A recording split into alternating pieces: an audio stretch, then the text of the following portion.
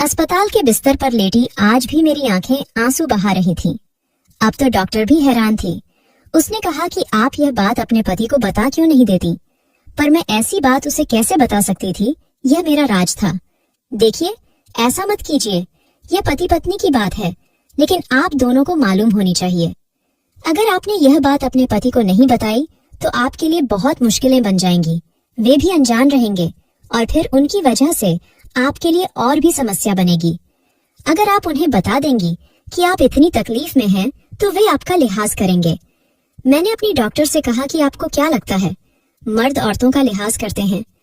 इस मामले में कोई मर्द अपनी पत्नी का लिहाज नहीं करता जब तक कि वह बिस्तर गर्म करने के लिए न पड़ी हो, बल्कि अगर वह बिस्तर पर भी पड़ी हो तब भी उसका लिहाज नहीं करता। और मेरी शादी को तो अभी 2-3 साल ही हुए हैं। शादी मेरी पसंद से नहीं हुई, न उनकी पसंद से। बस रिश्तेदारों ने हमें एक दूसरे के पल्ले से बांध दिया। ऐसे माहौल में आपको क्या लगता है कि वे इतनी गहरी बात को समझेंगे? वे कभी भी नहीं समझेंगे। डॉक्टर ने कहा कि वे समझेंगे या नहीं, लेकिन आपकी जिंदगी और आपका शरीर दोनों चीजें बर्बाद हो रही हैं, और यह सब आपके पति की वजह से हो रहा है। आपको इसे रोकना चाहिए। मैं डॉक्टर के कमरे में थी और बिस्तर से उठकर बोली कि इस मामले में कोई मर्द लिहाज नहीं रखता और न ही कोई औरत उसे रोक सकती है। आपका बहुत शुक्रिया। मैं दुआ करूंगी कि मुझे दोबारा यहाँ न आना पड़े। अस्पताल से निकलकर अपने माँ के घर चली गई और अपने पति को कॉल की थी। 2-3 दिन यहीं रहूंगी, क्योंकि मुझे 2 से 3 दिन संभलने के लिए चाहिए थे, और मैं नहीं चाहती थी कि मेरा पति मेरी ऐसी हालत देख ले। सच तो यह था कि मैंने अपने पति से मोहब्बत की शादी की थी, लेकिन यह बात मेरे पति को भी मालूम नहीं थी, क्योंकि उसके और हमारे खानदान दोनों में ही मोहब्बत की शादी को पाप समझा जाता है। मुझे मेरे पति से बचपन से बहुत मोहब्बत थी। मैंने ये बात अपनी माँ के कान में डाली और उन्होंने किसी तरह मेरा रिश्ता करवा दिया।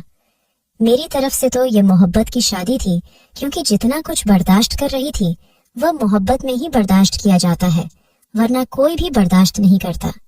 अगर मुझे मेरे पति से मोहब्बत नहीं होती तो 2 दिन बाद ही घर से भाग गई होती, बल्कि शायद पहली रात ही, क्योंकि वजह तो मुझे पहली रात ही पता चल गई थी कि मेरा पति एक ऐसा इंसान है जो अपनी पत्नी के साथ हमेशा। मेरा नाम नैना है। 16 साल की उम्र में ही मेरी शादी करवा दी गई थी, लेकिन मैं बहुत खुश थी। मेरी शादी मेरी पसंद के पति से हुई थी, लेकिन जब पता चला कि मेरा पति भी मर्दों की तरह ही है, जिन्होंने पत्नी से सिर्फ एक रिश्ता निभाने के लिए शादी की है, लेकिन उसे बच्चों का बहुत शौक था। वह कहता था कि हमारे 4 बच्चे होंगे और मुझे सारे के सारे बेटे ही चाहिए। मुझे बेटी बिल्कुल भी पसंद नहीं है। तो मैं समझती थी कि वह मजाक कर रहा है, लेकिन फिर उसने मुझे कहा कि मुझे बेटियां नहीं पसंद, क्योंकि मेरी एक बहन ने हमारा मुंह काला करवाने में कोई कसर नहीं छोड़ी थी। बहुत मुश्किल से उसे उन रास्तों से वापस खींच कर लाए थे जहां वह जा रही थी, और मैंने कहा कि मैंने तो कभी नहीं देखा उसे। पति का कहना था कि उसकी शादी करवा दी गई है और वह अभी इस देश में नहीं रहती है। हम लोग भी उससे संपर्क नहीं रखते। मुझे बेटी नहीं चाहिए, सिर्फ बेटा ही चाहिए। शादी को 3 साल हो गए हैं। अब तो हमारे यहाँ औलाद हो जानी चाहिए थी, लेकिन अभी तक कुछ भी नहीं हो रहा। मैं क्या करूं? मुझे कुछ समझ नहीं आ रहा। मेरा पति भी बहुत परेशान रहता था, लेकिन मैं अपने पति से ज्यादा परेशान थी। मेरी शादी गांव में हुई थी। यहाँ लोगों को इन बातों की ज्यादा समझ नहीं आती थी। बस यहाँ पर लोग यही चाहते थे कि शादी के पहले ही साल बच्चा पैदा करे, और वह भी बेटा। वैसे मेरा पति अच्छा था, मेरा साथ देता था। जब मेरी सास मेरे पति को कहती कि 3 साल हो गए हैं, तू इसे छोड़कर दूसरी शादी क्यों नहीं कर लेते, तो मेरा पति कहता कि लोग 4 से 10 साल भी इंतजार करते हैं, मैं भी करूंगा। अगर मुझे भगवान ने औलाद देनी होगी तो इसी से होगी। मुझे इसी से औलाद चाहिए। यही मेरी पहली पत्नी है। यह बात तो बहुत अच्छी थी, पर उसकी कुछ बातें ऐसी भी थीं जो बेहद बुरी थीं और कोई औरत बर्दाश्त नहीं कर सकती थी। एक दफा हमको डॉक्टर ने कह दिया कि आप अपने पति का भी टेस्ट करवाइए, तो मेरे पति ने इतना बवाल मचाया कि अस्पताल के सभी लोग को इकट्ठा कर लिया। मेरे पति का कहना था कि जुर्रत कैसे हुई मुझे यह कहने वाले, आप कौन हैं? क्या समझते हैं आप मुझे? मेरे अंदर कोई कमी नहीं है, मैं कोई टेस्ट नहीं करवाऊंगा।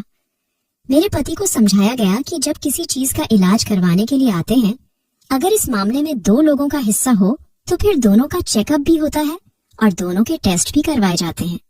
और टेस्ट करवाने का मतलब यह नहीं होता कि आप पर कोई इल्जाम लगाई जा रही है। अगर आपके अंदर कोई कमी नहीं है तो यह बात टेस्ट में आ जाएगी। इसमें परेशान होने वाली कौन सी बात है? लेकिन इस बात पर तो मेरा पति बहुत गुस्सा हो गया और कहने लगा कि हम कभी भी इस डॉक्टर के पास नहीं जाएंगे, जबकि यह डॉक्टर बहुत ही काबिल थी और पता नहीं कितनी मुश्किल से हमें इसका नंबर मिला था। हम अपने गांव से 4 घंटे का सफर करके इसके पास आए थे। उस दिन में उम्मीद भी थी, लेकिन मेरे पति ने सब कुछ खराब कर दिया। मेरे अभी तक 2 गर्भपात हो चुके थे, लेकिन मेरे पति को इस बात का पता नहीं था। आज भी तो मैं यही करवा के अपने घर आई थी। मेरे घर में सिर्फ मेरी माँ होती और माँ से बेटी कोई बात छुपा सकती है? मेरी माँ भी मुझे वही समझा रही थी जो डॉक्टर ने कहा था कि तुम अपने पति को यह सब बता दो। उसे मालूम ही नहीं है कि तुम्हारे 2 गर्भपात हो चुके हैं। तुम उसे बता क्यों नहीं देती कि यह उसकी गलती की वजह से हो रहा है? इसमें तुम्हारी कोई गलती नहीं है। लेकिन मैं बस उनकी बातें सुन रही थी। पिछली दफा भी ऐसी ही बातें की थी और मैंने चुप करके सुन ली थी। मैं क्या कर सकती थी? मैं अपने पति से बहुत मोहब्बत करती थी और उस पर कोई इल्जाम नहीं आने देना चाहती थी। मेरी माँ ने कहा कि इस पर वैसे भी इल्जाम नहीं आएगा, इल्जाम तुझ पर ही आएगा और तुझ पर ही आ रहा है। उस दिन भी तेरी सास की कोई रिश्तेदार हमारे घर चली आई थी और कहने लगी कि तुम्हारी बेटी तो बांझ है। मैंने जो उससे पूछा कि इसे ये बात किसने की है, तो उसने कहा कि तुम्हारी बेटी की सास ने मुझे कहा है कि वह तो बांझ है और इस बात को तो हम सब जानते हैं। उसके यहाँ कोई औलाद नहीं होने वाली, तो अपनी सास को कम से कम यह तो बता दे कि यह सब हो रहा था, कि इसे यह तो पता चल जाए कि तू बांझ नहीं है, तेरा पति ही नामर्द है, उसके अंदर खराबी है, ताकत नहीं है इसमें, जिसकी वजह से तेरी कोख में बच्चा आता है लेकिन बढ़ता नहीं है। और इस तरह से तू अपने 2 अबॉर्शन करवा चुकी है। तेरा खून वेस्ट हो रहा है, तेरी सेहत खराब हो रही है, तेरी जवानी खराब हो रही है। तो यह बात क्यों नहीं मानती? तेरे अंदर दिक्कत होने लगेंगे। उसे यह बात बता दे ताकि वह यह सब करने से रुक जाए। और डॉक्टर के मुताबिक उसके यहाँ कभी भी स्वस्थ औलाद पैदा नहीं हो सकती, क्योंकि उसके अंदर कमी है, उसमें मसला है। मैंने माँ को कहा कि यह डॉक्टर ने सिर्फ अंदाजे पर कहा है, मेरे पति ने आज तक कोई टेस्ट करवाया ही नहीं है। तो मेरी माँ ने कहा कि डॉक्टरों को तो पता है ना कि तेरे साथ क्या हो रहा है। डॉक्टर ने ऐसे 1000 केस देखे होते हैं और इसकी वजह तो तेरा पति है। डॉक्टर इस बात को समझती है कि जब औरत के साथ ऐसा होता है तो इसकी वजह पति ही होता है। तुझे इतनी बड़ी बड़ी बातें क्यों नहीं समझ आती? आंखों देखी मक्खी तेरे हलक से उतर कैसे रही है? अगर 2-3 और ऐसे हादसे हो गए तो तुम मर जाओगी। मैंने उससे कहा कि मैं क्या करूं, मुझे वक्त भी नहीं करने देता है। मैं चोरी छुपे कुछ नहीं कर सकती। उसकी हमेशा मुंह पर और मेरे सामान पर भी नजर होती है। मेरी माँ ने कहा कि फिर मैं ही जाकर तेरी सास और पति से बात करती हूँ। तो मैं अपनी माँ के सामने हाथ जोड़े बैठ गई। बिल्कुल भी ऐसा न करना, बहुत बड़ा तमाशा बन जाएगा और वह मुझे तलाक दे देगा। फिर मैं वापस आ जाऊंगी और मैं एक दफा वापस आ गई ना, मैं तो फिर और कहीं नहीं जाऊंगी। मैं किसी और का मुंह नहीं देख सकती। मैं सिर्फ अपने पति से ही मोहब्बत करती हूँ। मैं बहुत जज्बाती हो चुकी थी, अपनी माँ को भी परेशान कर डाला। रात को पति की कॉल आई तो कहने लगा कि कब तक वापस आओगी। मैंने कहा कि 2-3 दिन तक मुझे रहने दो, माँ की तबीयत खराब है। उसने कहा चलो ठीक है। वैसे भी 2-3 दिन में मैं संभल नहीं सकती थी, लेकिन थोड़ा आराम तो मुझे मिल ही सकता था।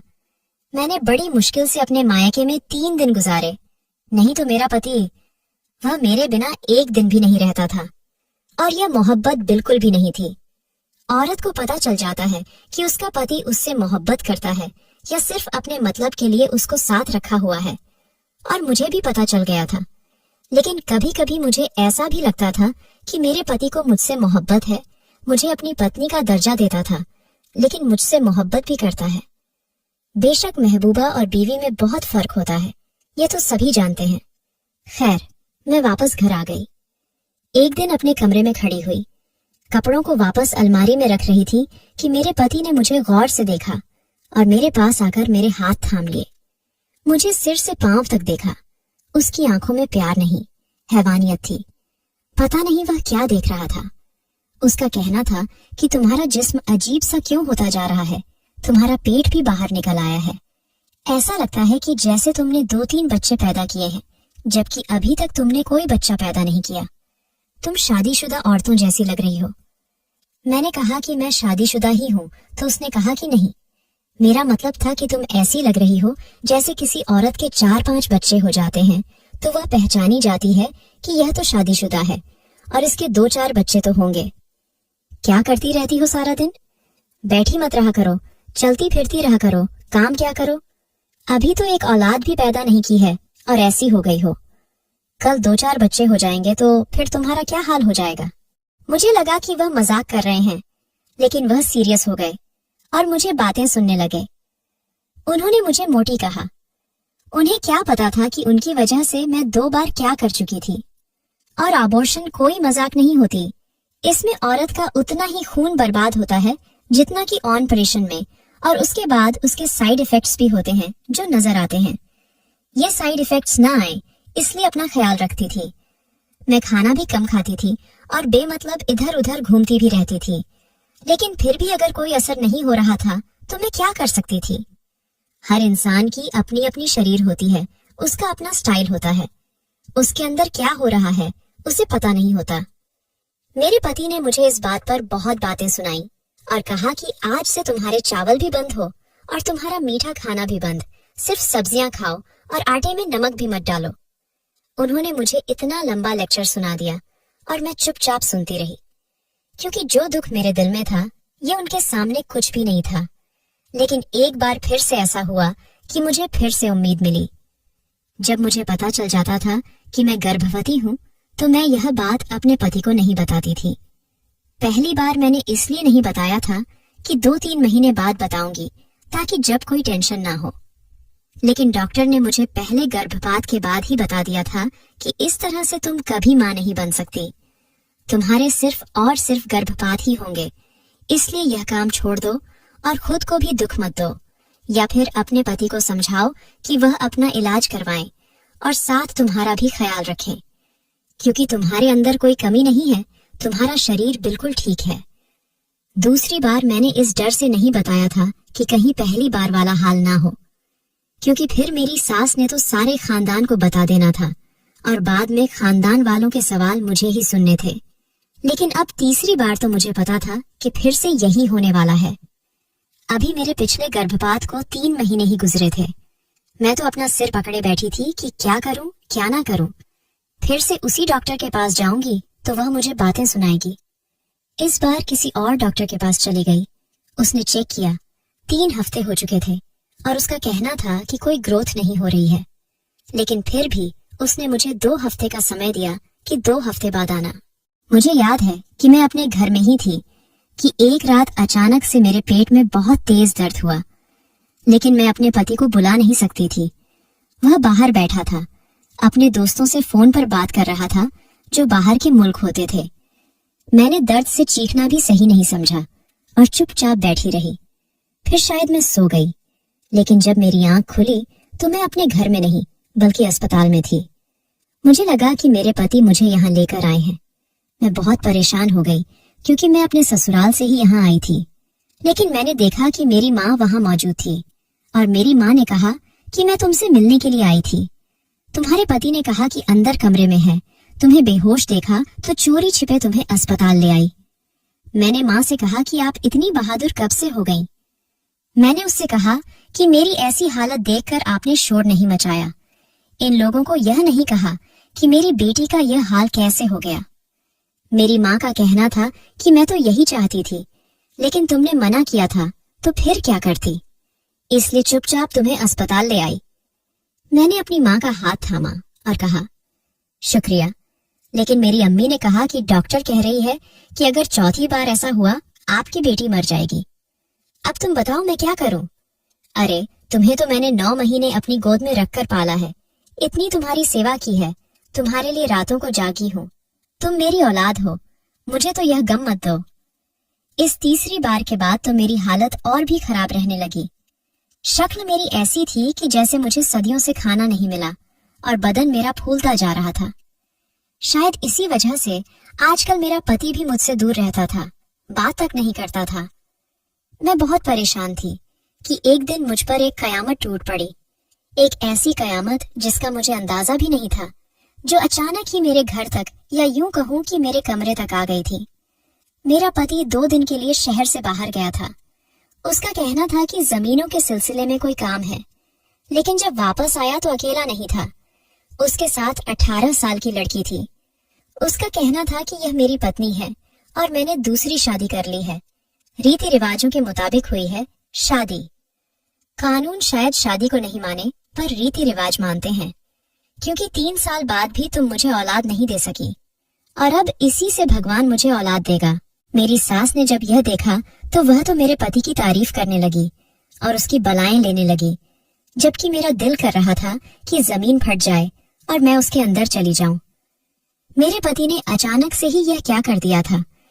उसे लड़की इतनी जल्दी कहां से मिल गई, उसने किसी को बताया तक नहीं और सीधा शादी करके ही आ गया। मेरी सास का तो कहना था कि क्या खुशी की खबर सुनाई है बेटा, मेरी तो 10 साल उम्र बढ़ गई है, जबकि मेरी 10 साल उम्र कम हो गई थी। मैं रोते हुए अपने कमरे में चली गई। मेरा पति मेरे पीछे आने लगा तो मेरी सास ने उसे रोक लिया। मेरी सास ने कहा, इसे छोड़ो और अपनी दूसरी बीवी के साथ वक्त गुजारो। मैं मरने से पहले अपने पोते पोतियों की शक्ल देखकर जाना चाहती हूँ। लेकिन आधे घंटे बाद पति मेरे कमरे में आ गया। मैं अभी तक रो रही थी। उसने मेरी तरफ हाथ बढ़ाया तो मैंने हाथ झटक दिया। मैंने कहा, मैंने आपका साथ दिया और आपने मुझे धोखा दिया, जबकि सारी गलती भी आपकी। मेरी जुबान रुक गई। मैंने जो बात छुपाने के लिए आज अपना घर बर्बाद कर लिया था, अब उस बात को बताकर कमीना नहीं बनना चाहती थी। मैं खामोश हो गई और अपने पति से कहा कि मेरे कमरे से चले जाओ। मैं रोती रही, लेकिन फिर कुछ दिन बाद एक बात ने मुझे परेशान किया कि जो मेरे साथ हुआ उस लड़की के साथ भी तो वही होगा, क्योंकि प्रॉब्लम तो मेरे पति में है, मुझ में नहीं है। और ये लड़की तो छोटी मालूम होती थी, शायद उसकी उम्र 17 साल होगी। वह बहुत ही मासूम लग रही थी, जैसे उसे किसी बात का पता ही नहीं था। उससे जो बात करते थे वह उसका जवाब हाँ में ही देती थी और मुस्कुराकर ही बोलती थी। वह तो ऐसे बैठी थी कि जैसे कोई पेपर देने आई है, थोड़ी देर बाद चली जाएगी। लेकिन आज उसे इस घर में 1 हफ्ता हो चुका था। मेरी सास कितनी खुश हुई कि भगवान को धन्यवाद करने के लिए यात्रा पर ही रवाना हो चुकी थी। लेकिन जब मैंने इस लड़की को गौर से देखा तो मेरे कदमों तले से जमीन निकल गई, क्योंकि उसका पेट तो ऐसा बड़ा हुआ था कि जैसे उसके पेट में पहले से ही बच्चा है। वह जब खुद इतनी दुबली पतली थी तो उसका पेट कैसे निकल सकता था।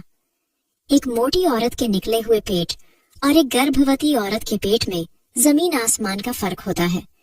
और वह मोटी बिल्कुल भी नहीं थी, लेकिन सिर्फ उसका पेट बाहर था। मैं तुरंत अपने पति के पास गई, जो अपने कमरे में बैठा था। मैंने जाकर कमरे का दरवाजा बंद कर लिया और अपने पति का गिरेबान पकड़कर अपनी नजरों के सामने किया और उसे सारा कुछ बता दिया। मैंने उसे सब कुछ बता दिया कि वह कभी बाप नहीं बन सकता, उसके अंदर कमी है और उसकी वजह से ही मैं इस हालात को पहुंच गई हूँ, और अब वह किसी और लड़की की जिंदगी बर्बाद कर रहा है। लेकिन वह लड़की जो पहले से ही पेट से है, ये क्या हो रहा है, मुझे बताओ, नहीं तो मैं पागल हो जाऊंगी। मैं रो रही थी, फूट फूट कर रो रही थी।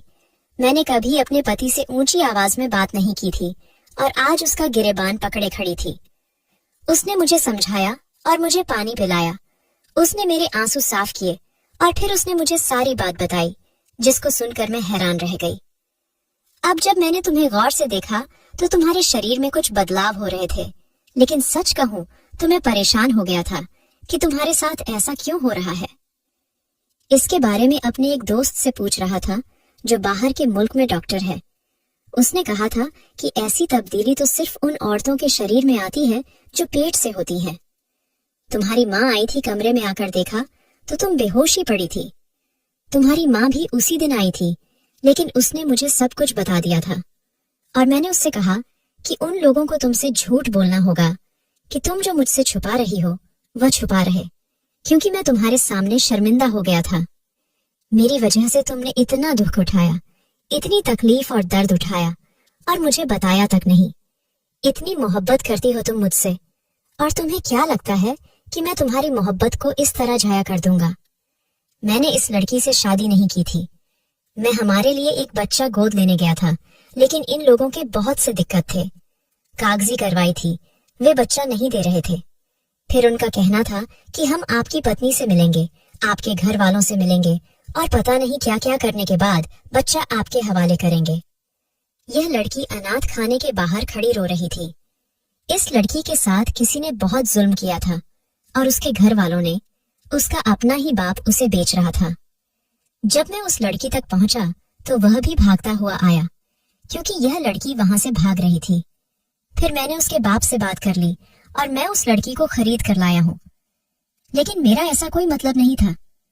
उसका बाप मुझे कभी भी उसको मेरे साथ जाने नहीं देता, इसलिए मुझे उसकी बात माननी पड़ी और मैंने उसे मुंह मांगी रकम दे दी। मैंने इस लड़की को कहा कि मेरे साथ चले और मैं उसको पनाह दूंगा। मैंने निकाह नहीं किया, ये मेरी पत्नी नहीं है, लेकिन इसका बच्चा हमारा बच्चा कहलाएगा। और अगर दुनिया वाले समझते हैं कि यह मेरी पत्नी है तो इससे मुझे कोई फर्क नहीं पड़ता। मेरी पत्नी सिर्फ तुम ही हो। मैं तुमसे बहुत मोहब्बत करता हूँ। यह सिर्फ इस घर में रहेगी। मैंने उसको भी यही कहकर लाया हूँ, ये घर में रहेगी। ये थोड़ी सी नासमझ है, इसे ज्यादा बातों की समझ नहीं आती। जो इसके साथ हुआ है उसके बाद ही ऐसी हुई है। मैंने अपने पति का हाथ पकड़ा और रोने लगी। मैंने कहा कि मैं आपसे बहुत मोहब्बत करती हूँ, इसलिए मैंने आपको यह सब नहीं बताया था, मुझे माफ कर दे। मेरे पति ने कहा कि यह सब मेरी वजह से हुआ है, तुमने कितनी तकलीफ उठाई है। लेकिन मैंने अपने आंसू साफ किए, अपने पति के आंसू भी साफ किए और अपने पति को कहा कि अब जो मैं आपको कह रही हूँ वह गौर से सुन ले। मेरा पति कहने लगा कि तुम हुक्म करो, मैं तुम्हारी बात सुन रहा हूँ। मैंने अपने पति का हाथ थामा और उसे बहुत प्यार से एक बात समझाने लगी। मैंने अपने पति से कहा कि आपको सब कुछ पता चल गया तो आपने मेरी इज्जत रखी, मेरी माँ की इज्जत रखी, अपनी माँ के सामने मेरी इज्जत बचाई। आपने इस लड़की को भी बचाया, उसको पनाह दी और मेरे साथ वफा भी की और उसके साथ शादी नहीं की। इसका मतलब कि आप बहुत अच्छे इंसान हैं। लेकिन जब इतने ही अच्छे इंसान हैं तो फिर यहाँ आपको एक और अच्छाई करनी होगी। आपने इस लड़की को खरीदा है, आपकी नीयत बुरी नहीं थी, लेकिन यह खरीदी हुई लड़की है और यह हमेशा यही समझेगी कि हम इसे बच्चा लेंगे तो फिर उसका क्या करेंगे। ये इस घर में रहेगी तो फिर वह बच्चा उसको क्या समझेगा। आज मैं आपको इजाजत देती हूँ कि आप इस लड़की से शादी कर लें और उसको अपनी पत्नी बना लें। वह बच्चा उसका होगा, हमारे साथ रहेगा। वह उसको भी माँ कहेगा, वह मुझे भी माँ कहेगा। उसे दो दो माँ का प्यार मिलेगा और फिर उसके बाद हम लोग इलाज कराएंगे। हो सकता है कि सब कुछ ठीक हो जाए। हो सकता है कि भगवान हमें भी औलाद दे दे, कि मैं भी आपके बच्चे की माँ बनूं। मुझे बहुत खुशी होगी अगर मैं आपके बच्चे की माँ बन सकूं। जब मेरे पति ने मुझसे अपनी मोहब्बत का इजहार इतने अच्छे तरीके से किया था कि मुझसे बेवफाई नहीं की थी, तो फिर मैंने भी उसको इजाजत दे दी कि वह लड़की को पनाह दे और उसको अपना नाम भी दे। मैंने अपने पति की शादी खुद उस लड़की से करवाई और भगवान ने हमें उससे एक प्यारी सी बेटी दी। मेरे पति को बेटियां कभी भी पसंद नहीं थी, लेकिन इस बच्ची को गोद में लेकर मेरा पति इतना खुश था कि मैं बता नहीं सकती। पूरा दिन मेरा पति इस बच्ची के साथ खेलता है, कभी उसके लिए घोड़ा बन जाता है तो कभी उसे उठाकर झूलता है। इसकी माँ का नाम नुमी है, वह यहाँ रहती है और अब हमारे साथ इस माहौल में रहकर वह एक नॉर्मल इंसान बन गई है। अब वह सारी बातें समझती भी है और पूरे घर का ख्याल भी रखती है। मैं भी बहुत खुश हूँ। अभी तक मेरे पति का इलाज भी चल रहा है। भगवान ने हमें अभी तक कोई खबर तो नहीं दी है, लेकिन मुझे भगवान पर भरोसा है कि एक दिन ऐसा होगा और अगर ऐसा न भी हुआ तो मुझे कोई दिक्कत नहीं है, क्योंकि मैं एक प्यारी सी बेटी की माँ हूँ और एक बहुत अच्छे इंसान की पत्नी हूँ और मेरे लिए यही फख्र काफी है। मैं इसी खुशी के सहारे अपनी सारी जिंदगी गुजार सकती हूँ। दोस्तों, वीडियो कैसा लगा कमेंट करके जरूर बताएं। वीडियो को लाइक और चैनल को सब्सक्राइब जरूर करें।